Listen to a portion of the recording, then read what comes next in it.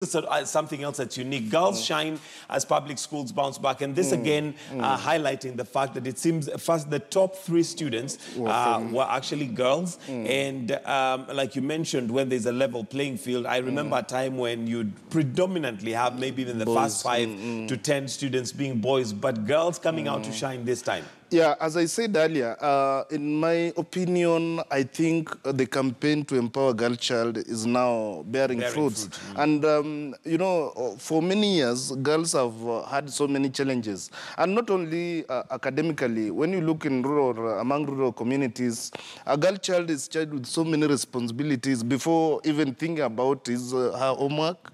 She's supposed to, you know, take care of utensils, you know, or kitchen chores, and so many things. So by the time this girl settles on books, you know, the other agenda, the boys have covered so much. So I think it's very commendable that this time round we see a number of girls coming up and being able to beat boys.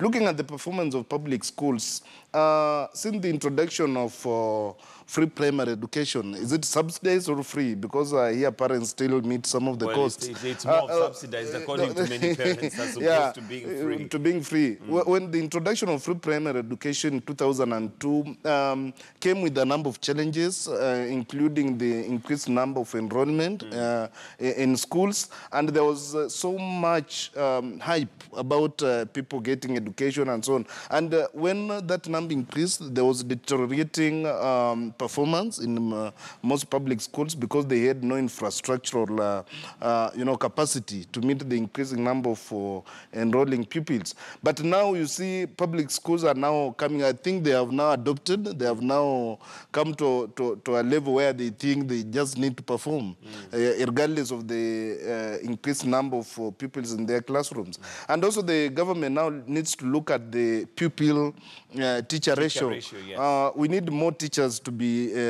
recruited so that they can meet the demands of this education, so that we can continue to keep the pace, because it will be sad to see this year's performance in public schools is high. Then next year you realize that the performance has gone low. But I think something else that also needs to be focused on, and we commend, is the speed at which the marking has been done, and also the stringent measures that have been put in by the Education Ministry under the good stewardship of Dr. Matiang'i, because now there is more confidence in even the results. Previously, the results were not quite known whether they're real or not, but there's more confidence placed on the actual results. Yeah, I think, Mike, Matiang'i has tried to revolutionize the education system in this country.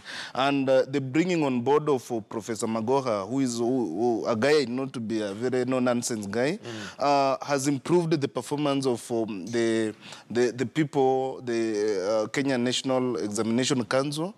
And I'm told they acquired an equipment worth 100 million, which was a lot of money, but I think it is improving efficiency. You know, sometimes back people could wait for like even 2 months, 3 months before results come out. And this time round, people sat for their KCPU in, was it in October?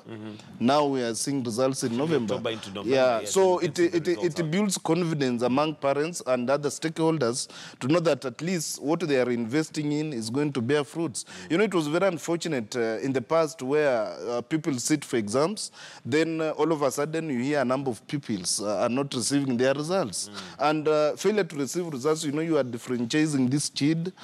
She can't or he cannot, you know, understand why she's being penalized for things he did, you know. For things that they have no blame and also just to mention the issue of exam registration. It was also very fast because initially we have had cases where people study, they undergo the 8 years, but upon completion, you realize that most principals or headmasters maybe have not registered some of those pupils, so they have to go back and restart afresh. So I think it has been a well-balanced task, and we want to commend Magoha and Matiang'i for...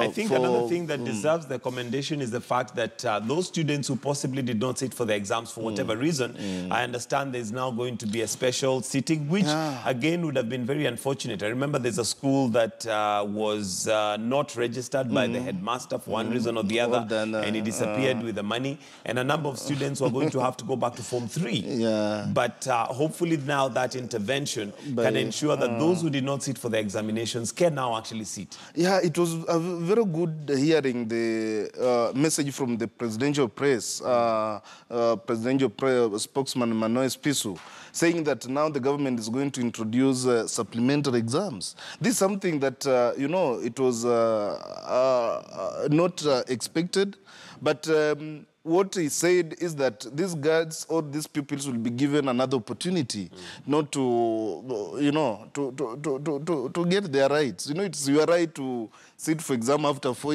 or 8 years. And previously, your marks could just go like that. Then you start afresh with by repeating class 8 or, you know, going back to class 7. And now if we have these cases that pupils are able to sit for supplementary exam and actually realize their goals within a specified period is very important. Another thing that I would like to talk about with regards to girl-child education, there's this issue of pregnancy among teenagers. And you know, it's something that is always kept under the carpet. And in most rural communities, in most rural areas, we have these thing they call pregnancy tests, forceful pregnancy tests in school, something which is unconstitutional. It denies these girls their rights. And upon testing positive, these girls are maybe sent home or they are not readmitted back in school. You had Magufuli the other day issuing a policy, the president of Tanzania, that they are not going to allow a girl who was given birth back to school. But as much as we want to encourage good morals in school, I think the education system should start by ensuring that these girls or teenagers and early adolescents are aware about their reproductive health system. They are aware about, you know, what they need to do to protect themselves against early pregnancies. Because there's no way you can claim that you don't want a girl to get pregnant, but you are not teaching these girls on how to prevent themselves from early pregnancies. Absolutely. So that's an area that the government needs to look at.